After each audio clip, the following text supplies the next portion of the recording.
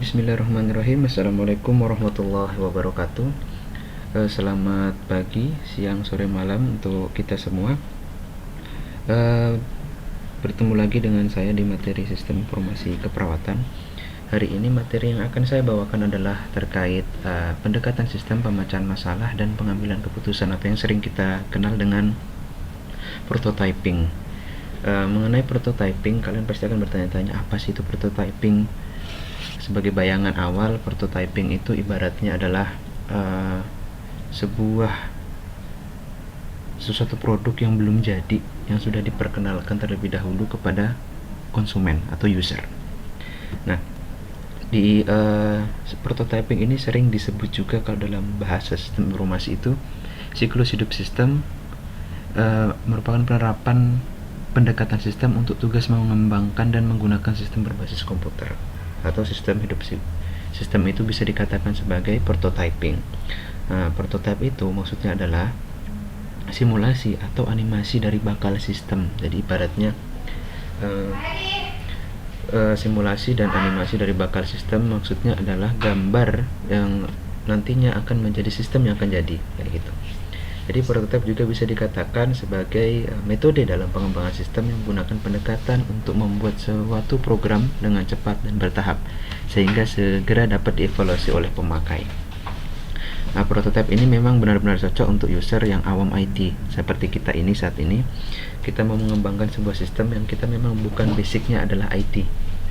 Jadi dengan menggunakan prototipe ini nantinya kita akan lebih mudah untuk memperkenalkan produk kita ke user kita, seperti itu.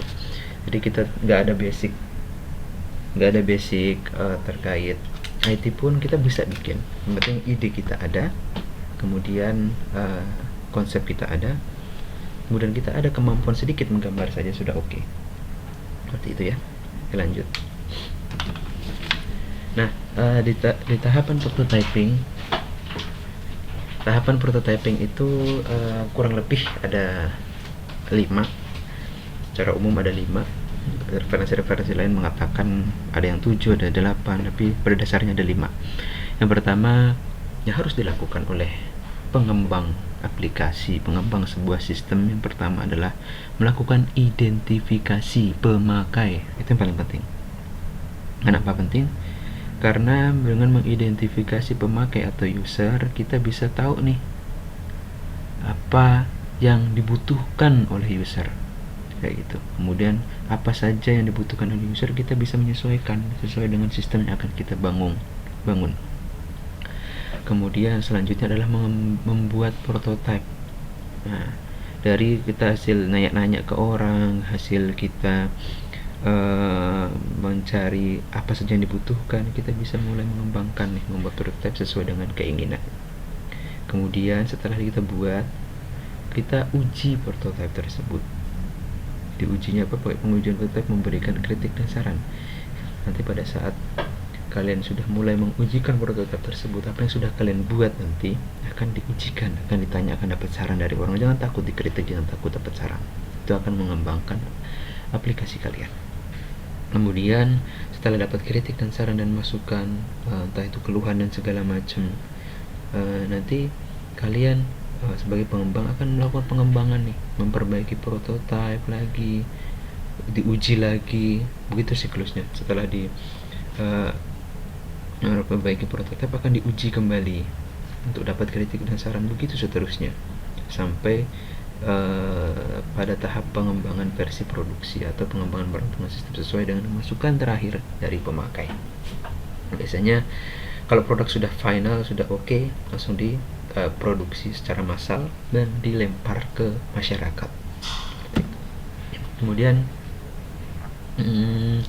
karakteristik dalam proses prototyping, yang pertama kita harus benar-benar memahami user dan kebutuhan user atau pengguna yang kita akan buat, mengenai masalah yang dihadapi, kemudian solusi apa yang kita tawarkan, kemudian bagaimana aplikasi kita digunakan oleh masyarakat. Itu kita harus benar-benar paham apa yang mereka butuhkan. Jangan sampai misal kita bikin sebuah aplikasi yang misal khusus untuk lansia, kita bikin aplikasi di smartphone yang notabene-nya secara garis besar masyarakat Indonesia belum bisa untuk menggunakan, lansia Indonesia belum mahir menggunakan aplikasi berbasis smartphone. Jadi kita gunakan sesuai dengan kebutuhannya. Kemudian saat pengembangan itu fokusnya pada user, pada tahap awal desain dan mengevaluasi hasil desainnya. Seperti itu ya. Kemudian identifikasi, membuat dokumentasi dan menyetujui kegunaan dan tujuan pengalaman user. So, setelah kita mengidentifikasi, kita rekam, kita catat apa masukan-masukannya, apa keluhan mereka. Kemudian kita masukkan ke dalam pengalaman user. Kemudian perulangan, yang poin selanjutnya adalah perulangan hampir dapat dipastikan pada para perancang tidak pernah berhasil hanya dalam satu kali proses. Jadi proses ini pasti berulang, nggak mungkin langsung dapat masukan dari sini langsung jadi dan langsung diterima, itu sangat jarang. Kemudian selanjutnya keunggulan prototype itu yang pertama adanya komunikasi yang baik antar pengembang dan pelanggan. Jadi dengan prototyping kalian akan mendapatkan masukan-masukan dari pelanggan langsung. Jadi kemungkinan untuk menghasilkan produk yang sesuai kebutuhan sangat tinggi. Jadi kalian nggak akan repot-repot lagi nanti misalnya produk sudah jadi dapat keluhan lain-lain, itu sangat jarang.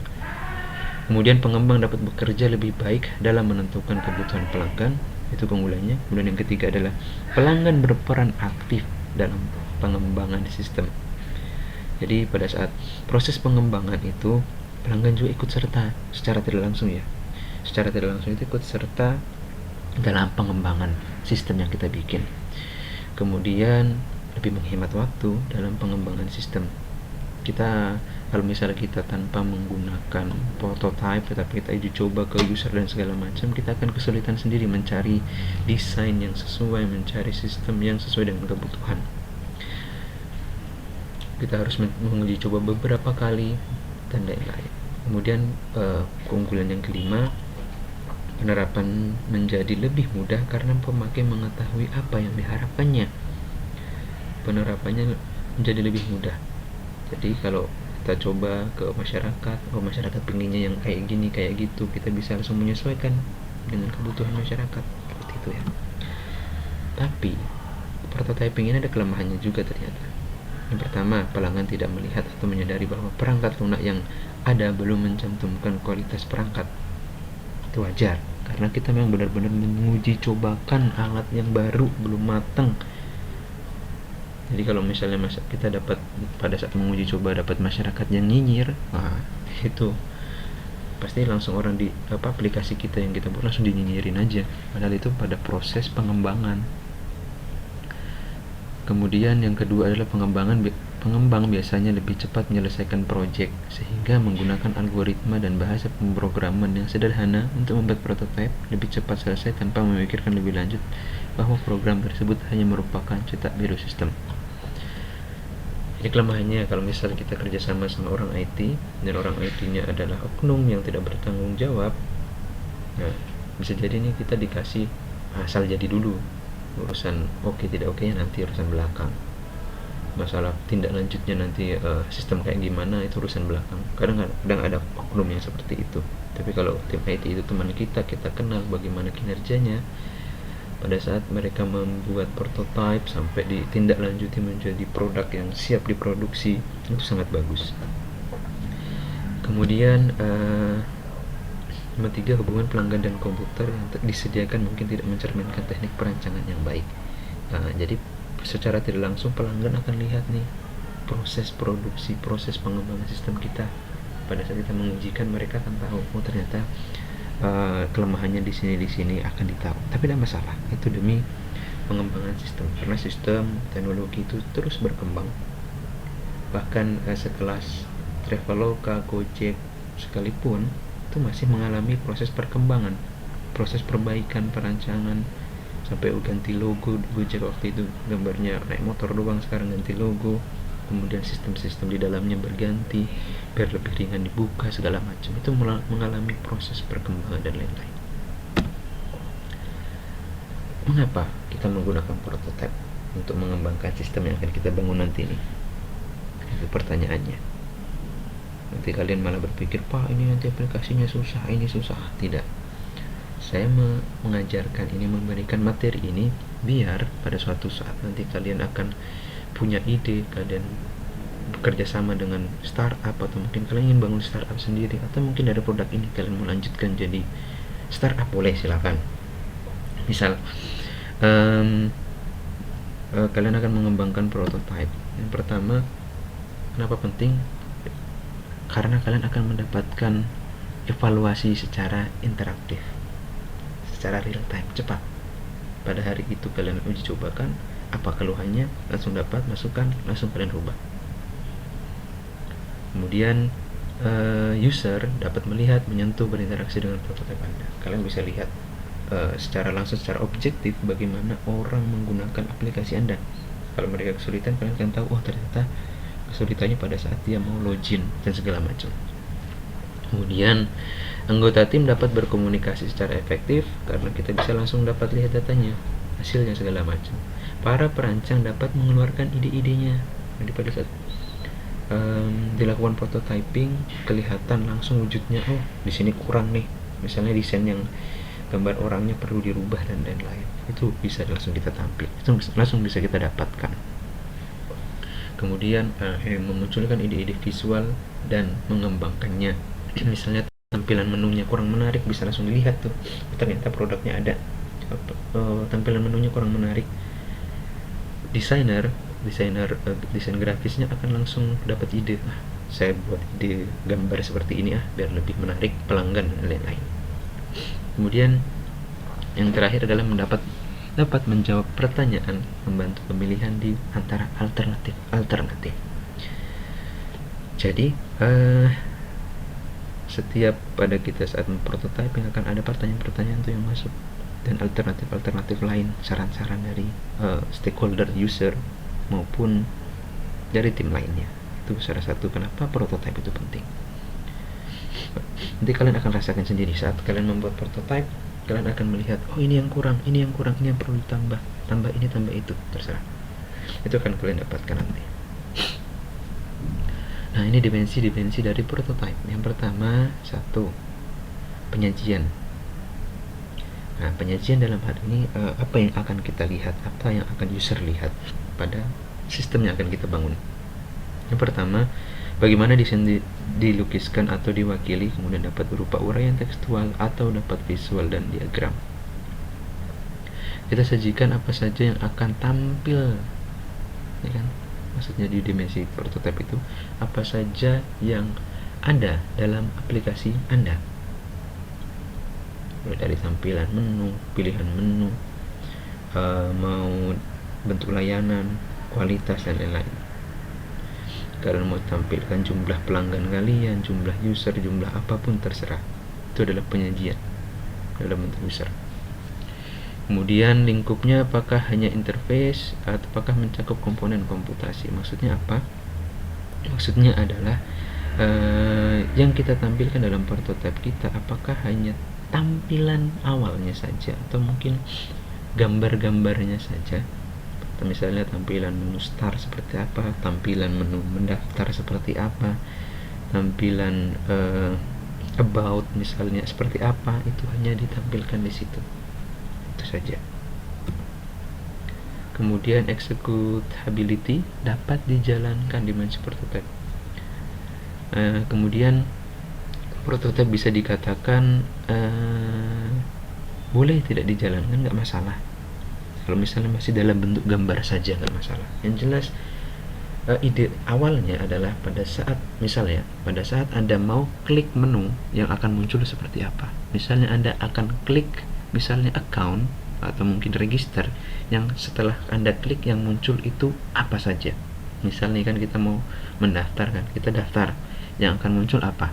Misalnya nama lengkap kah, password, kemudian ulang password, kemudian alamat dan lain-lain, itu kita perlu tampilkan apa enggak? Maksudnya itu yang akan tampil atau gimana? Setelah kita klik sebuah menu, kemudian yang muncul apa? Itu harus ditampilkan. Kemudian maturasi atau pematangan adalah tahap-tahap produk ini mengikuti atau revolusioner mengganti yang lama. Evolusioner terus melakukan perubahan dan perancangan yang sebelumnya. Kalau startup yang ada di Indonesia, aplikasi-aplikasi yang ada di Indonesia itu berada pada evolusioner biasanya. Mereka terus melakukan perubahan, pembaharuan, peningkatan sistem, peningkatan layanan, dan lain-lain. Itu maksud mereka masih melakukan proses-proses pematangan. Kenapa? Biar tetap bisa bersaing lah pastinya di dunia startup di Indonesia saat ini. Lanjut. Nah, ternyata metode pembuatan prototyping dengan cepat ada 2 cara. Ini kalian bisa gunakan, terserah nanti kalian pengembangannya. Kalau memang kalian kesulitan menggunakan komputer, kalian bisa pakai non komputer. Biasanya juga sebelum kalian mengerjakannya di komputer, kalian bisa pakai non komputer dulu. Kalian rancang, kalian gambar tampilannya apa saja sih, bisa lihatkan. Nah, di sini ada 2 metode, non komputer sama komputer base. Kalau non komputer kita gambar dulu manual di kertas. Satu persatu menu ini muncul apa, di tampilan halaman awal itu apa saja menunya, kemudian setelah itu apa saja, setelah kita klik ini muncul apa, begitu seterusnya. Atau pakai komputer base. Komputer base ada beberapa aplikasi gratis yang bisa kalian install di komputer atau laptop kalian untuk mengembangkan prototype. Isinya desain-desain, kalian bisa menggunakan desain dari komputer dan lain-lain. Bisa lihat. Metode non komputer, manual, pakai kertas langsung kalian gambar lah simpelnya. Ingin menyatakan gagasan desain dan mendapatkan dengan mudah dan cepat mendapat atas sistem. Kalian gambar sistemnya dalam sebuah kertas, kalian tunjukkan ke orang, kalian tunjukkan kemudian minta masukan. Itu salah satu pengujian prototype. Itu yang kalian harus lakukan nanti. Ya, kalian ke teman kalian kah atau mungkin ke dosen, boleh, terserah. Itu kreativitas kalian aja. Kemudian deskripsi desainnya dapat berupa deskripsi tekstual dari suatu desain sistem. Kelemahan yang nyata adalah seberapa jauh dari sistem yang sebenarnya tidak dapat melakukan suatu pekerjaan mewakili aspek dari interface. Kayak gitu. Jadi yang kita tampilkan gambar manual, yang kita gambar secara pakai pulpen, pakai pensil warna lah segala macam. Kita nggak bisa lihat langsung dari sistemnya, tapi nggak masalah. Itu adalah cara manual kita biar lebih cepat. Ini non komputer pakai sketsa mockup. Sketsa ya, kita gambar kira-kira tampilannya apa, kemudian baik untuk menggunakan pendapat dan lain-lain, kita kasih ke orang untuk dapat pendapat. Fokus pada orang dengan desain tingkat tinggi. Gak masalah desain kalian masih jelek, gak masalah. Di sini kalian ada belajar, kalian coba saja dulu. Tidak perlu baik untuk menggambarkan alur dan rinciannya, kelemahannya ya. Kemudian murah dan cepat, umpan balik sangat menolong. Ini kalau kalian ingin dapat interaksi yang cepat, ingin mendapatkan masukan-masukan yang cepat, kalian bisa gunakan manual. Ini ada storyboarding. Nah, ini contohnya yang saya bilang tadi. Kalian bisa menggunakan diagram. Misalnya ini ada di sini kan. Nah, ini di halaman awal misalnya tampil di sini foto, kemudian di sini statusnya, di sini kontrol apa, ini pause, ini back, segala macam. Nah, kemudian dari tampilan ini kalian jadikan seperti ini. Setelah klik misalnya, setelah kita ngetik akan muncul apa di sini, begitu yang kalian gambarkan. Ini kalau dalam bentuk komputer ya. Nanti kalian desain sendiri dalam bentuk HP seperti apa dan segala macamnya. Kemudian ini biasanya menyertakan beberapa orang, peristiwa, lingkungan, dan situasi, menyediakan konteks operasi, terkadang dalam format naratif, tetapi juga dapat berupa sketsa atau bahkan video. Jadi untuk mendapatkan respon lebih banyak, kalian bisa menggambar secara manual, kemudian kalian rekam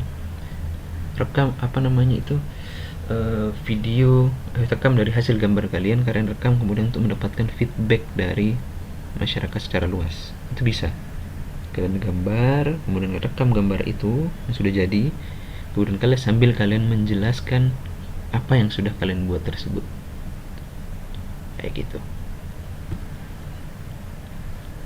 Nah, ini non komputer menjanjikan dan menarik, mengizinkan perancang untuk melihat masalah dari pandang orang lain. Nah, itu tadi masuk manfaatnya. Kalau kalian langsung share cepat, kalian akan mendapatkan umpan balik yang cepat, memudahkan umpan balik, kemudian dapat sangat kreatif dan modern. Dari awalnya manual, pada saat manualnya sudah jadi, kalian kasih ke desainer, itu akan lebih modern hasilnya, akan lebih cool. Nah, ini tutorial mungkin menuliskan lebih berguna daripada disimpan dalam kepala. Jadi kalau kalian punya ide, langsung tuliskan aja dalam gambar-gambar. Kemudian meletakkannya pada kertas jauh lebih berharga. Jadi kalau kalian punya ide, langsung tulis aja gambarnya, kira-kira nanti muncul apa saja, ya. Akan komputer menirukan lebih banyak kemampuan sistem.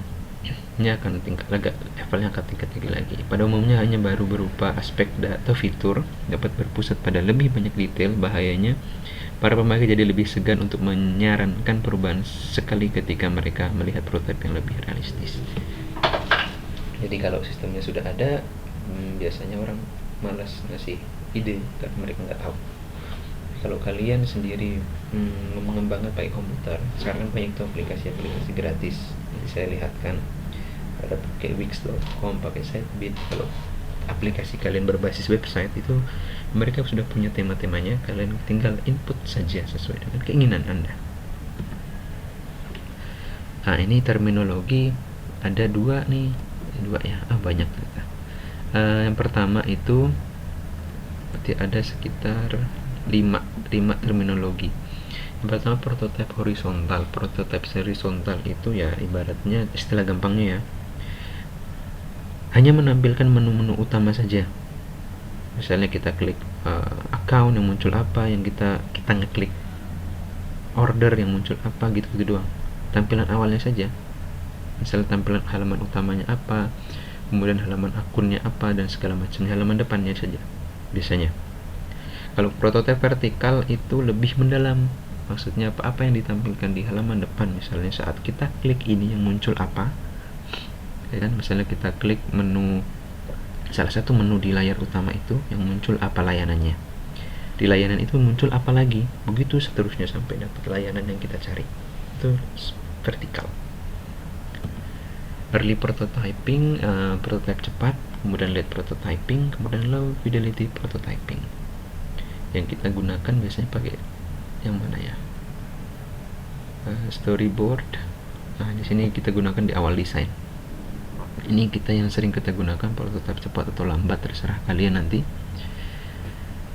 Biasanya kalau kita menggunakan storyboard itu cepat.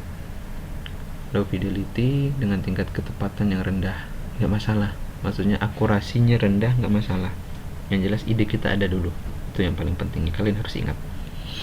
Biasanya digunakan untuk skenario lebih terinci, kemudian kumpulan dari sketsa, kita yang gambar, menyajikan urutan inti ceritanya, urutannya apa, menu ini diklik muncul apa, dan lain-lain. Itu yang kalian harus detailkan, menunjukkan bagaimana kemungkinan user dapat mengalami peningkatan melalui setiap aktivitas. Jadi itu bisa menunjukkan kalau user klik ini, menggunakan ini, dia akan seperti apa, dia akan merasakan apa, apakah dia betah di aplikasi kita, atau setelah dia login dia langsung logout saja, atau bahkan uninstall aplikasi kita. Itu yang akan kita dapatkan. Kemudian sketsa sangat penting untuk low fidelity prototyping. Jangan takut dengan kemampuan menggambar. Gambar jelek nggak masalah, yang penting adalah ide kalian yang mahal, ya, ingat itu. Kemudian menyajikan tampilan cepat dari interface, nggak masalah. Contoh 3, ada wizard tools, digunakan tampilan market dan berinteraksi dengan pemakai, baik untuk mensimulasikan sistem yang sulit dibuat. Nah, ini mid fidelity, ini adalah bisa dikatakan tingkat ketepatan sedang. Pakai PowerPoint bisa. Nah, tadi yang low fidelity pakai sketsa. Nah, kalian bisa juga nih pakainya PowerPoint untuk menggambarkan prototipe kalian. Jadi kalian nanti kan pakai PowerPoint nih, carilah tema-tema PowerPoint yang isinya terkait mockup atau terkait desain-desain yang ada gambar komputernya, ada gambar HP-nya, kemudian kalian masukkanlah logo-logo dan segala macam kalian bisa gunakan itu pakai PowerPoint. Jadi kalian berada di sini, mid fidelity prototyping, ya. Kalau high fidelity prototyping ya ini tingkat atas, developer tingkat atas. Nggak usah kalian lakukan ini, jangan. Kalian akan kesulitan karena kalian harus belajar Visual Basic, Macromedia Director, kemudian Android developer, banyak aplikasi-aplikasi pengembang segala macamnya. Biasanya kalau sudah oke tadi sketsa dan segala macam, kalian bisa lakukan langsung ke sini. Nah, ini prototyping tools, kalian bisa menggunakan Photoshop, CorelDRAW, menggambar setiap layar. Kalian bisa mendesain apa saja yang tampil, kemudian menggambar setiap layar, baik untuk dilihat prototype horizontal tipis, Photoshop. Kemudian di prototyping tools ini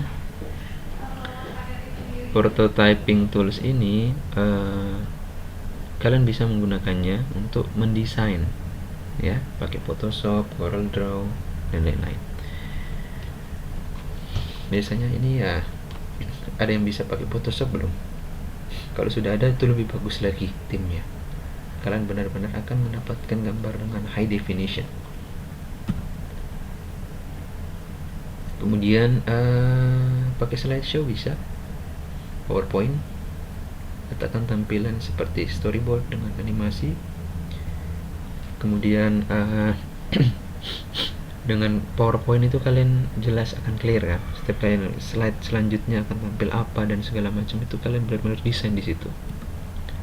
Kemudian ini nggak usah, interface builders nanti aja ya. Ini adalah tingkat lanjut pada saat kalian melakukan prototyping. Kelebihannya apa? Mudah dikembangkan, ya, mudah dukung jenis interface yang dikembangkan, mendukung berbagai macam device. Kemudian mudah untuk memodifikasi, mengizinkan memanggil prosedur, kemudian mengizinkan mengimpor teks, mudah untuk dipelajari, dukungan yang baik dari vendor.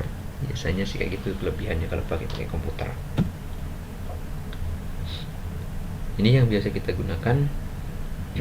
Ini maksudnya adalah low fidelity tadi sketsa, mockup, kemudian mid fidelity pakai skenario, storyboard, slideshow, PowerPoint dan lain-lain, pakai Photoshop, desainnya segala macam sampai desainnya bagus, kemudian disimulasikan pakai high fidelity. Nah, ini adalah kesimpulannya, prototype merupakan suatu metode dalam pengembangan sistem yang menggunakan pendekatan untuk membuat suatu program dengan cepat dan bertahap. Tahapan prototype yaitu mengidentifikasi kebutuhan pemakai, membuat prototype, menguji prototype, ya kan, ingat ya. Setelah diuji, perlu diperbaikan, prototipe dilakukan kembali, memperbaiki prototipe, kita uji kembali, kemudian perbaiki lagi, uji lagi, perbaiki lagi, uji lagi, sampai pengembangan versi produksi, siap disebar ke masyarakat. Kemudian dimensi prototipe terdiri dari penyajian, lingkup, executability, dan maturation. Metode prototipe dibedakan menjadi metode non-komputer dan metode komputer base. Itu ada dua ya, jangan kalian pikir prototype itu hanya pakai komputer saja, enggak, ternyata bisa digambar saja, bisa digambar juga dong.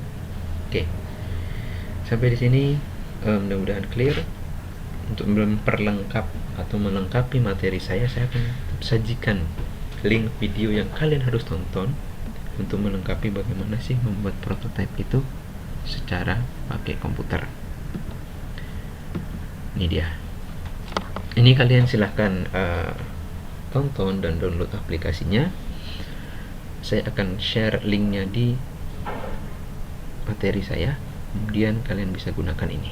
Oke, sekian dari saya, kurang lebihnya mohon dimaafkan. Assalamualaikum warahmatullahi wabarakatuh.